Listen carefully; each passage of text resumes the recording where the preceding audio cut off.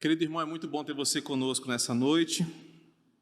Você que chegou logo após o início desse culto, seja bem-vindo. É uma alegria muito grande compartilhar da adoração ao Senhor juntamente com você. Você também que nos acompanha através dessa transmissão, que Deus te abençoe.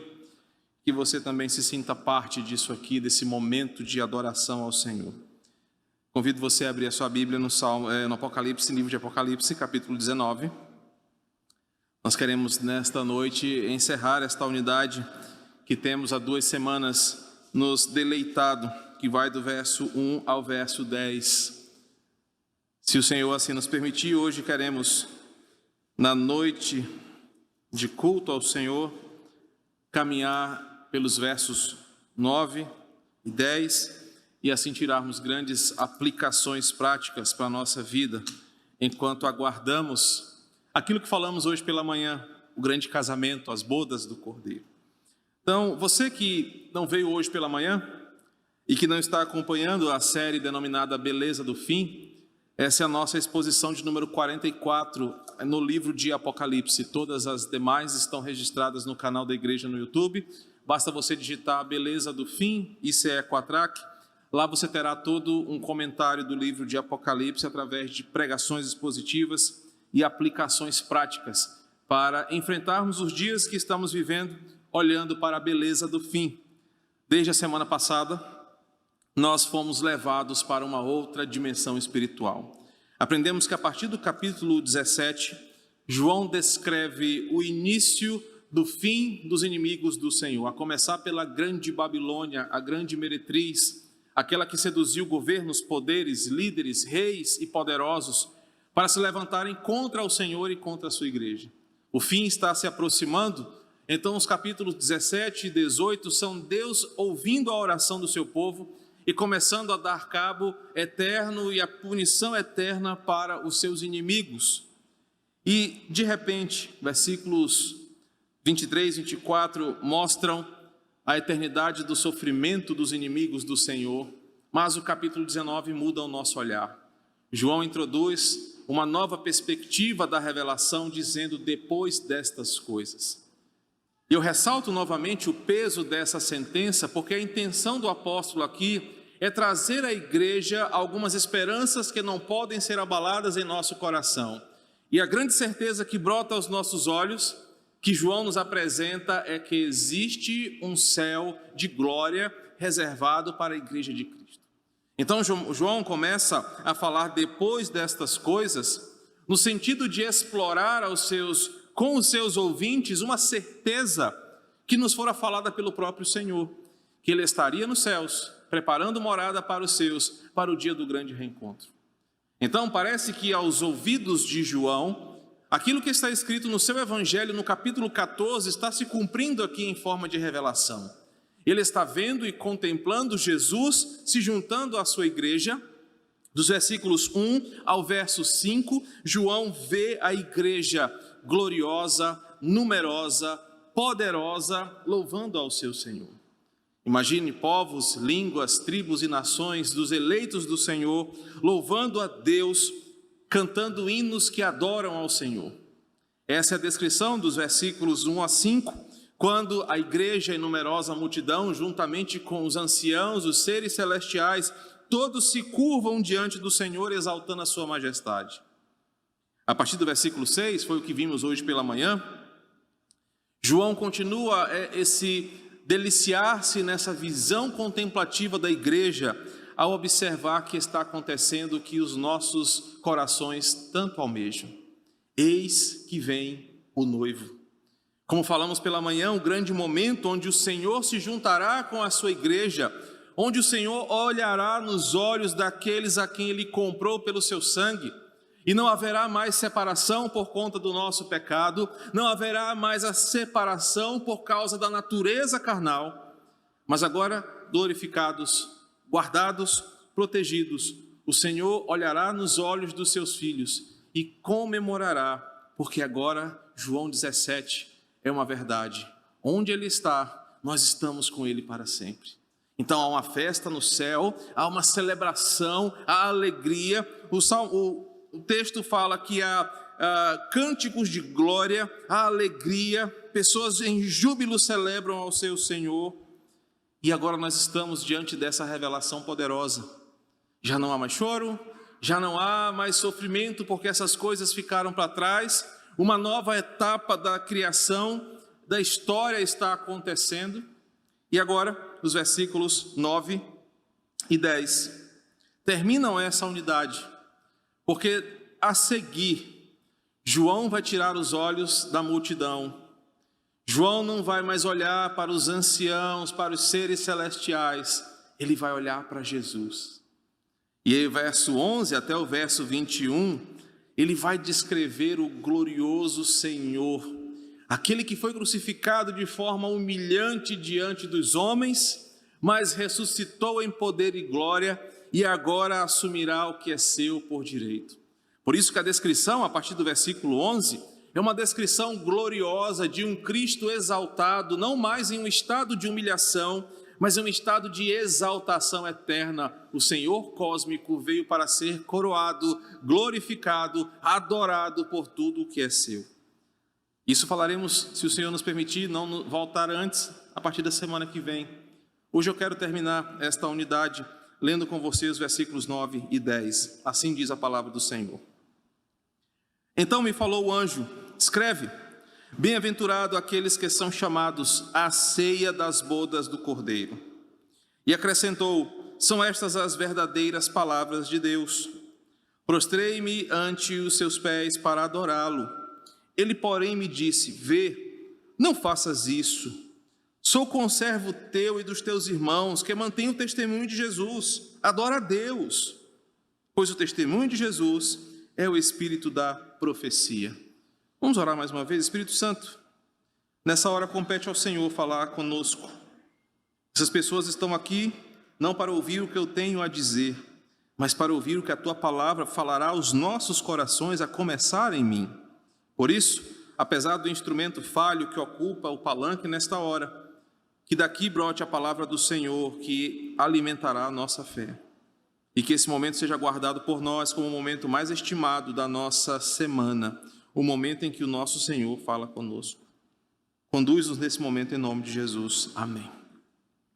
Meus queridos, a unidade está terminando e o trecho termina com esperança e regozijo. Assim como sabemos que terminará este capítulo da história para os crentes em Jesus. Parece que Deus, em sua soberana graça, permitiu que nesse momento em que estamos vivendo como igreja, nós aqui fôssemos alimentados por esperança pela palavra de Deus. Eu sei que amanhã, quando você chegar de manhã cedo, que for abastecer seu carro, você vai murmurar quando chegar no posto de gasolina.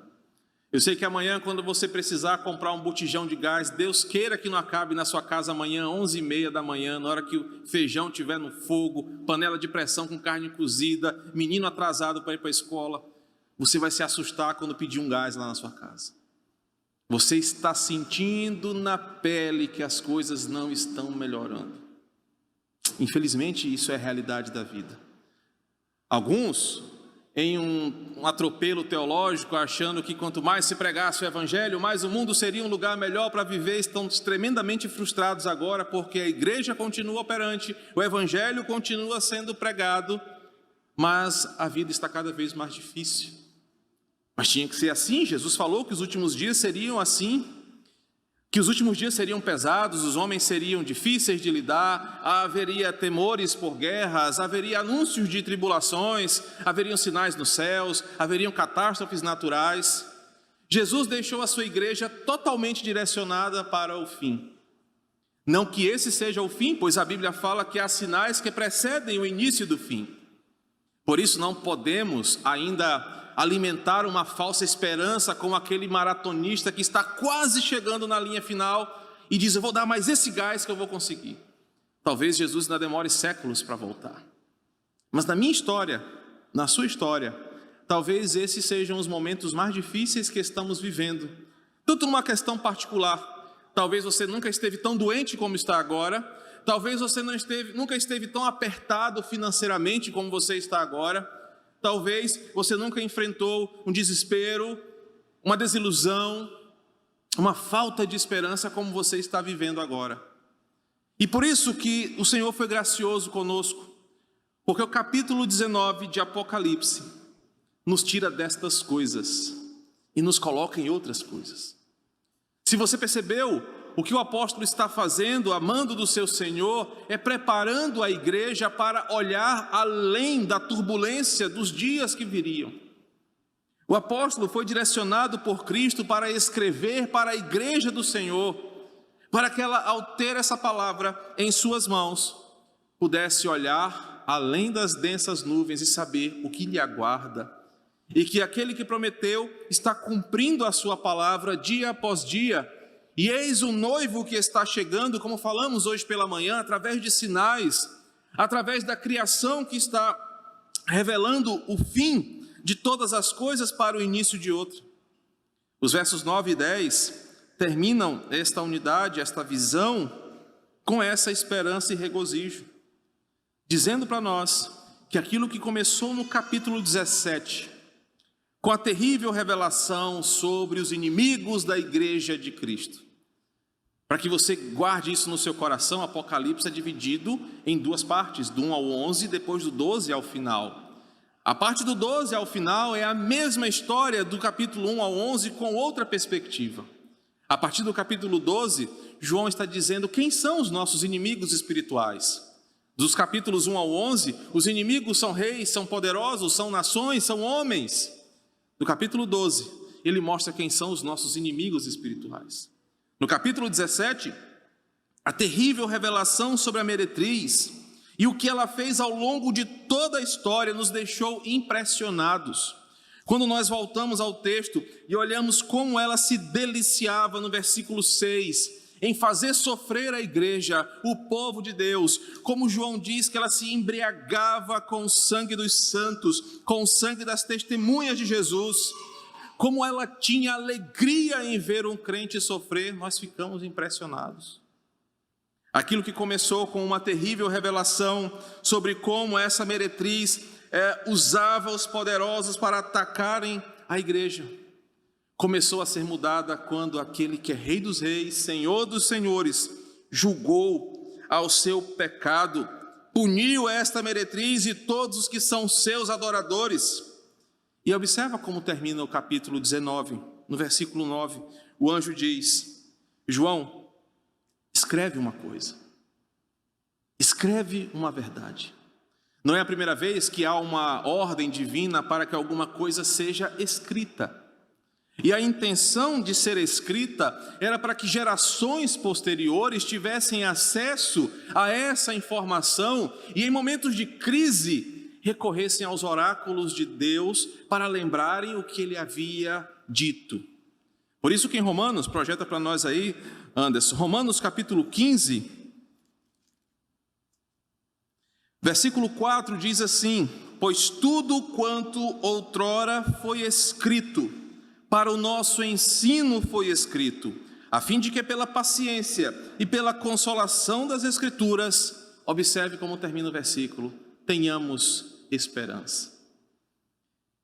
Não é tenhamos sabedoria. E um dos problemas que a igreja brasileira tem vivido é que os novos crentes estão recorrendo à Escritura apenas no desejo de obter sabedoria. Há um alto investimento em livrarias, em literatura teológica, todos adoram dizer que são reformados para distinguir dos leigos pentecostais que não estudam boa doutrina. Mas por vezes, o estudo da Escritura, o recorrer ao oráculo sagrado é para alimentar uma vaidade do coração. E é impressionante como Romanos se alia ao texto de João, porque a Escritura está à nossa disposição, com coisas escritas de Deus para o homem, não apenas para nos tornar sábeis, não apenas para tornar você um intelectual, academicista, um produtor de boa teologia. A Bíblia está em nossas mãos para que tenhamos esperança, para que saibamos que a história está seguindo o rumo determinada pelo seu escritor. O que a igreja precisa é, de posse dessa palavra escrita, priorizar o seu estudo a sua leitura, não para uma reprodução teórica, seca, mas de uma vida de coração piedosa, tendo esperança naquilo que está escrito. O anjo olha para João, e João poderia muito bem, extasiado daquele momento, impressionado com as coisas que está vendo, guardar aquilo para si e voltar desta revelação, deste compêndio de revelações em Apocalipse e descansar. Eu sei o que vai acontecer. Boa noite, igreja. Mas Deus diz: João, o que você está vendo não é só para você. João, o que você está vendo não é para escrever a divina revelação do inferno. João, o que você está vendo não é para você ganhar dinheiro escrevendo um livro. O que você está vendo, escreva para que os crentes lá da igreja do Quatraque, no ano de 2022, quando ligarem suas televisões, quando saírem para trabalhar, quando tiverem que fazer supermercado e verem a sua despensa cada vez mais vazia, porque as coisas estão difíceis, eles tenham esperança. Eu sei o que está acontecendo. O intento da palavra de Deus, irmãos, nunca foi tornar-nos sábeis aos nossos próprios olhos. Tolos são aqueles que olham para a Escritura apenas como um documento que precisa ser decodificado, memorizado, para dizer eu conheço a Escritura. A verdadeira sabedoria bíblica é aquela que sustenta-nos em tempos de crise, pois nós somos alimentados em esperança quando os dias maus vêm sobre nós. João então recebe essa ordem: escreve, João, não para você, mas para todos aqueles que você acabou de ver aqui, para essa numerosa multidão que está cantando aqui, que sequer ainda nasceram, que sequer ainda sabem que vão existir, mas escreve para essas pessoas, para que elas tenham acesso a essa palavra e nos momentos de crise tenham esperança em seu coração. Meu irmão, e novamente, essa pequena expressão nos leva a pensar muito sobre quem nós somos, o que devemos fazer e o que esse texto nos ensina. A primeira coisa, o texto nos ensina que nós somos um povo a quem Deus cuida de maneiras que nem imaginamos. Há tanto tempo atrás, João foi ordenado: escreva um livro, escreve essa visão. Sabe para quê? Para quando a Silvana estiver atemorizada, com medo de cair um míssil aqui no Quatraque. Para que quando a gente tenha medo de tanta coisa que vai acontecer, uma nova pandemia, uma nova variante do vírus, isso ou aquilo, o nosso coração não seja tomado pelo medo paralisante, pelo pavor que nos tira a certeza de a quem nós pertencemos, mas que olhemos para a palavra de Deus, aquele que disse: eu sei o que estou fazendo, eis que estou convosco e estou levando vocês para junto de mim, nós tenhamos esperança. Querido, Deus cuidou de você antes mesmo de você entender o que era ser cuidado, pois Ele pediu, ordenou que a palavra dele fosse escrita, para que hoje você tivesse esperança da salvação por tê-la em suas mãos. A segunda afirmativa dessa expressão nos ensina o que nós devemos fazer. Porque durante os últimos anos, o que mais nós procuramos ouvir foram especialistas em ciência para nos dar alguma certeza. Muitos nomes se levantaram dos dois lados da moeda para falar o que deveríamos fazer, o que não podíamos fazer, em quem deveríamos crer, e nós ficamos perdidos. Igual aquele filme do Kung Fu: bota casaco, tira casaco, bota máscara, tira máscara, faz isso, faz aquilo, toma cloroquina, não toma, faz isso. E durante 2 anos que temos enfrentado essa pandemia, nós procuramos ouvir todas as vozes possíveis, do pipoqueiro que sabe de Covid ao médico que diz que é defensor da ciência genuína. Mas quantos de nós, em momentos de medo da própria morte, ouvimos o que a palavra de Deus diz sobre isso? Quantos de nós nos apegamos em esperança àquele Deus que tem inclusive o início e o fim da pandemia em suas mãos? E esse é o segundo ponto. A Bíblia foi escrita para trazer esperança a este mundo. Mas o que nós temos feito com ela?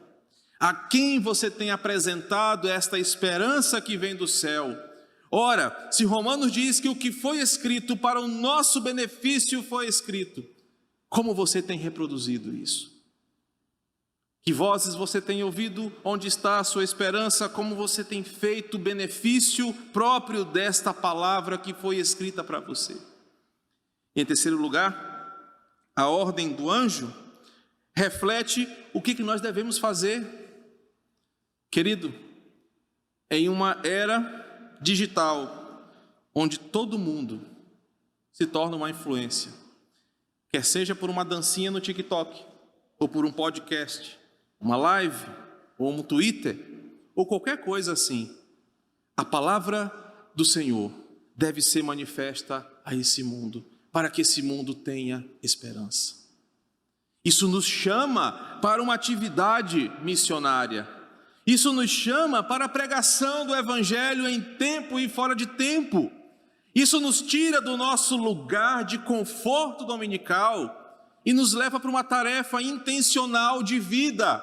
Amanhã você vai acordar, vai tomar o seu café, você vai enfrentar a sua rotina com essa mentalidade: eu preciso falar da palavra de Deus, porque ela traz esperança a este mundo, e só ela traz a verdadeira esperança àquele que crê. O texto nos convida a não apenas saber do cuidado de Deus sobre nós, a não apenas saber que Ele nos preparou para esse momento, mas nos leva a uma tarefa: fale da palavra de Deus. Então o anjo fala: escreve o que você está vendo, mas escreve agora, como foi no passado, a seguinte frase. Escreve uma frase para que todos leiam e se lembrem do que está escrito. Olha a frase comigo: bem-aventurado são aqueles chamados à ceia das bodas do Cordeiro. Meu irmão, eu quero que você deguste essa frase com a profundidade bíblica que ela merece. Diga para o seu coração incrédulo, para o seu coração inquieto, diga para a sua alma por vezes vacilante, que apesar de pessoas dizerem tantas coisas sobre você, aquele que te criou, aquele que sabe qual é o seu destino eterno, aquele que morreu por você, ele te olha nos olhos e diz: bem-aventurado é aquele que está aqui comigo. Por isso você deveria olhar para si, e esse é o verdadeiro valor da estima bíblica que o indivíduo deve ter de si, é olhar no espelho e dizer: eu sou bem-aventurado, não pelo patrimônio que eu tenho, não pela honra que eu tenho entre os homens, mas eu sou um bem-aventurado, porque pela fé eu irei participar do grande banquete com meu Senhor, e isso ninguém pode mudar, pois a salvação vem dele, a confirmação é dele, e ele não volta atrás em seus decretos. Você é bem-aventurado, porque Deus disse: você estará comigo no paraíso eternamente. Isso é a verdadeira identidade do cristão, essa é a verdadeira imagem que nós temos de nós, não pelo que construímos, não pelo que conquistamos, mas pelo que Deus disse sobre nós. Nós somos bem-aventurados, porque Ele nos convidou para uma ceia, porque Ele nos convidou para um banquete, e eu quero que você repita isso para você mesmo, repita isso para si todas as vezes que as situações tentarem dizer o contrário para você. Repita isso para você todas as vezes que o seu coração, numa condenação injusta, colocar em sua vida rótulos que o próprio Senhor não colocou. Repita isso para você quando as coisas piorarem, quando você se sentir sufocado, quando você parecer estar sem saída diante dos problemas. Você deve olhar para a Escritura e lembrar: Deus mandou escrever para mim, para que eu tenha esperança. E o que Ele escreveu foi o seguinte: eu sou um bem-aventurado, você é um bem-aventurado. Queridos, isso não vai nos colocar numa redoma de soberba, isso não nos vai colocar num patamar de inacessibilidade dos problemas. Mas quando você observar o que esse texto diz, a lembrança que Deus quer que você tenha sobre você mesmo em tempos de crise, é você lembrar que o homem mau, violento, egoísta, longe de Deus, pode até tentar contra a sua vida. Pode tirar tudo que você tem. A economia pode piorar e você pode ter dias terríveis na sua vida daqui para frente. Mas essas coisas não definem quem você é. O que define o que você é aquilo que o Senhor mandou escrever. Você é um bem-aventurado, porque você estará com Jesus. Você estará no céu de glória, louvando ao seu Senhor. E eu quero que você imagine isso essa noite.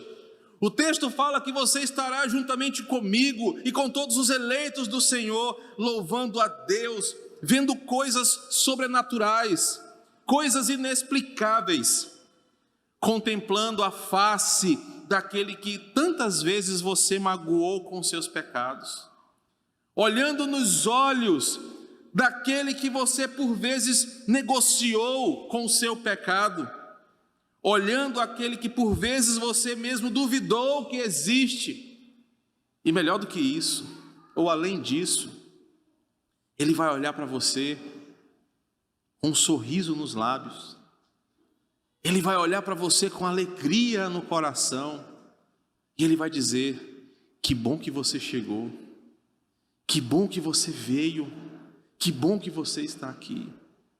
Meu irmão, você é bem-aventurado, porque o Senhor te trará para perto dEle para viver a eternidade de glória. E quando isso acontecer, o noivo estará lá, alegre pela sua chegada, feliz em reunir a sua noiva de uma vez por todas para consigo. Você sentará na grande mesa, você sentará com todos os salvos do Senhor em um momento de ceia, de comida, de bebida, com alegria, com dança, com júbilo, com adoração.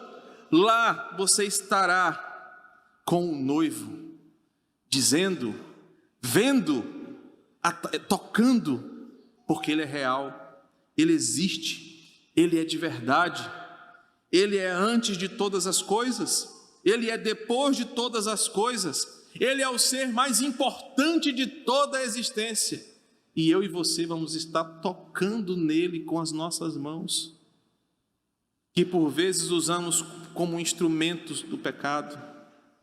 Nós estaremos vendo com os nossos olhos que por vezes olham coisas que desagradam ao nosso Senhor. Nossos lábios beijarão o nosso Senhor com lábios que por vezes blasfemam contra a sua própria glória. Mas nesse dia, por causa de Cristo, essas coisas ficaram para trás. Depois dessas coisas, não vai mais importar aquilo que você fez. Ele não considerará mais os teus tropeços e as tuas falhas, porque você estará lá por causa dele. Você estará lá com ele, e esse será o momento mais feliz da nossa vida. Você é um bem-aventurado, nunca se esqueça disso. Isso não é terapia de coaching, isso é Bíblia sendo vivida na prática. Jesus disse: você é um bem-aventurado, porque eu sou a sua bem-aventurança. O versículo 9, ainda continua com o anjo nos dando uma certeza. Observe como termina o versículo. Ele acrescentou: são estas as verdadeiras palavras de Deus. Observe como o anjo conclui a sua fala dando uma certeza inabalável para você e para mim.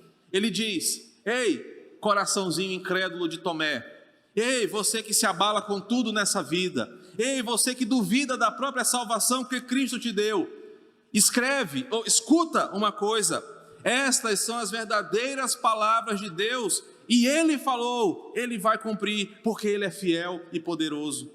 O mundo inteiro pode inundar a sua tela de celular com fake news sobre a Bíblia. Homens podem se levantar para tentar denegrir a imagem de Deus. Jornais podem criar diferentes narrativas. A ciência pode tentar mudar a sua mente, mas saiba que nada é verdadeiro além da palavra, porque ela é a palavra do Deus verdadeiro. Se existe uma verdade absoluta nesse mundo de relativos, a palavra de Deus é verdade, porque Ele é a verdade.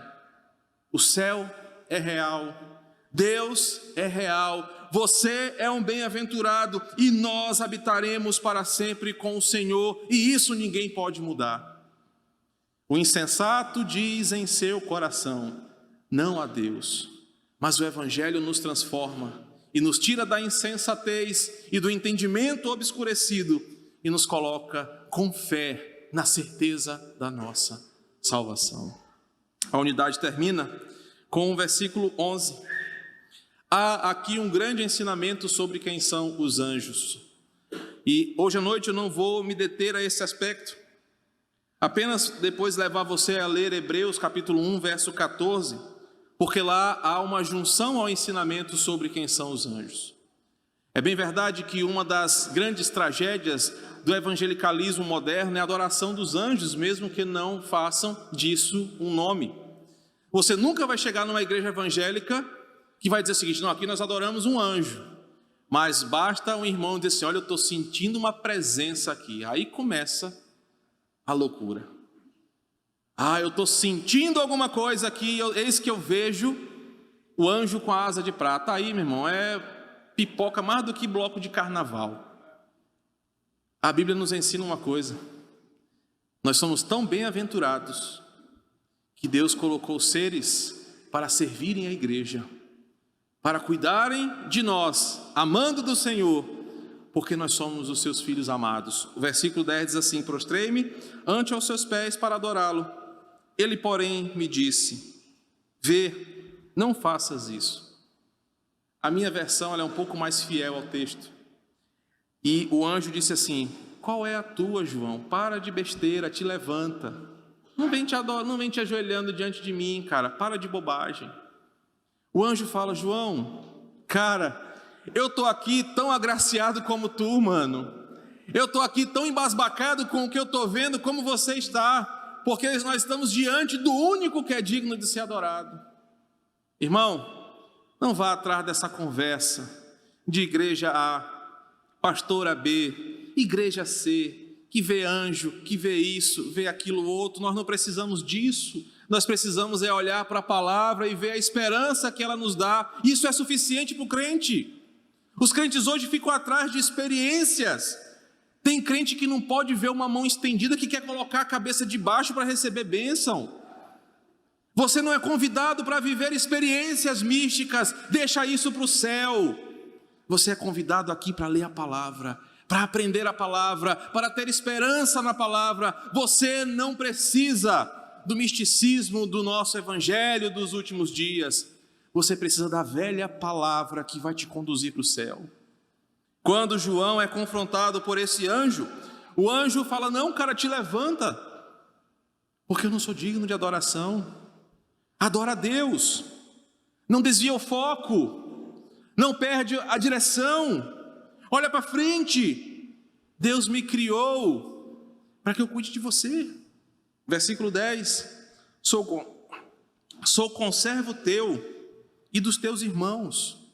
Hebreus capítulo 1, versículo 14, diz assim,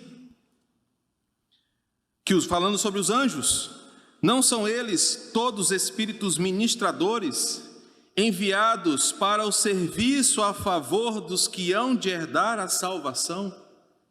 Lá em casa é assim, lá em casa Lely me manda, mas eu mando nos anjos. Deus me lembra que nós temos seres que cuidam de nós, amando do Senhor. Deus nos lembra nesse texto que eles estão à disposição da igreja, porque Deus tem cuidado de nós. Por isso, não caia no erro da idolatria, não caia no erro de adorar a quem não merece a sua adoração, não perca tempo com as baboseiras do neopentecostalismo.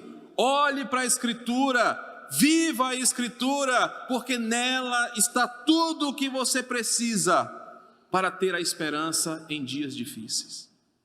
O anjo exorta João e diz: cara, eu sou teu conservo, conservo dos teus irmãos que mantêm o testemunho de Jesus, adora a Deus.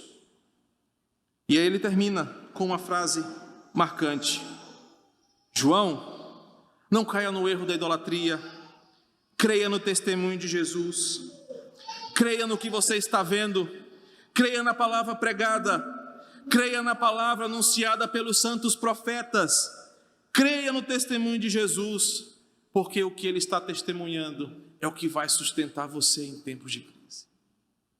Queridos, que texto, que mensagem, que esperança.